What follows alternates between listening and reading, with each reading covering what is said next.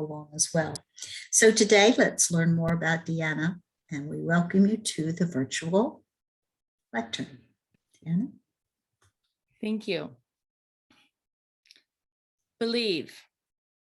To some, it's just a word. To me, it has a much deeper meaning. Such a deep meaning that I actually had it tattooed on my wrist to remind me. Believe. It's one of those defining moments in time. For me, it was December 2010, the week before Christmas. My youngest son, who was 10 at the time, came up to me and said, "Mom, I know what I want for Christmas, and it's only one thing." Now, having a 10-year-old tells me who only wants one thing for Christmas, it's either the most expensive thing you can find or it's impossible to get. So I was frustrated. My shopping was done. My workload was overwhelming.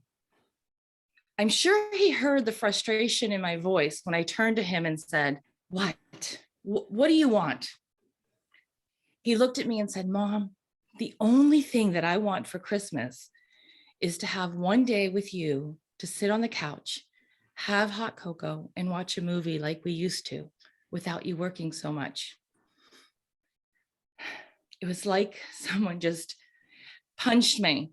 My heart broke. What? I had no idea what he was talking about. I called my other son into the room and the three of us sat on the couch. And I asked them both, what is happening? Do you both feel this way? And almost as if they rehearsed it, they said, "Yes. Mom, we miss you. We miss seeing you. We miss spending time with you.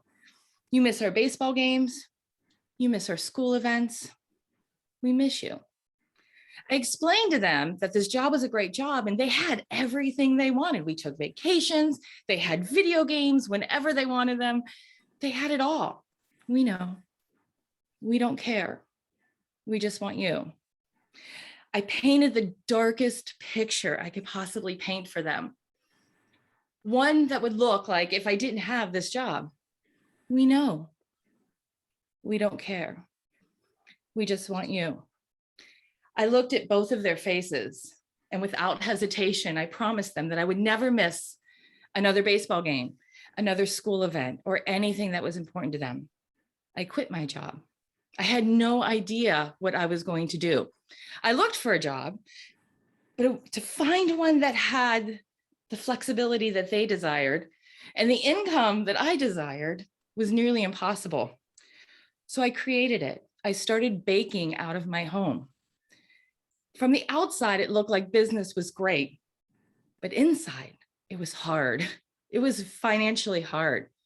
The following Christmas, I remember crying as I put their gifts under the tree, one gift for each.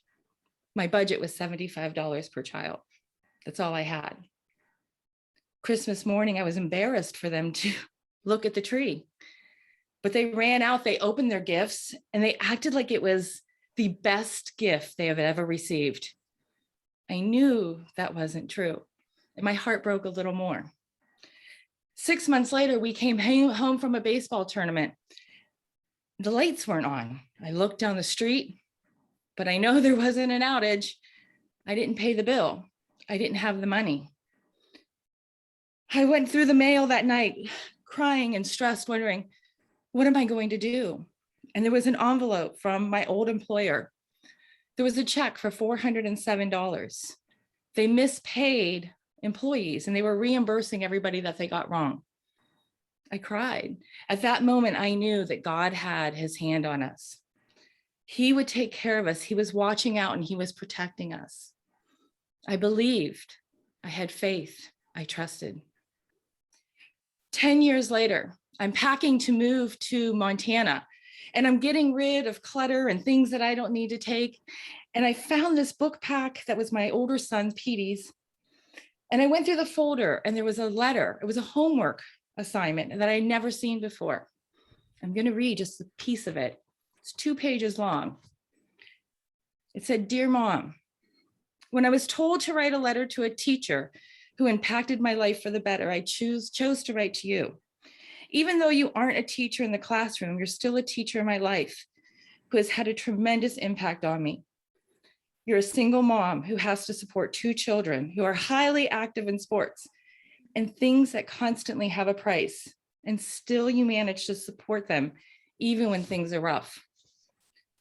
You taught me what it takes and how much work it is to be a good parent. You taught me to never give up, to do what I love. You continuously tell me that, but you also follow up your words by doing what you love. You showed me how important family is compared to anything else. Family is everything and will always be there no matter what. To end this letter, I want to thank you for everything. I know that I don't constantly say I love you, but you should already know that because you are the best teacher, person to look up to, and mother. Believe in your journey, believe in your process, and believe that everything will always work out. Thank you.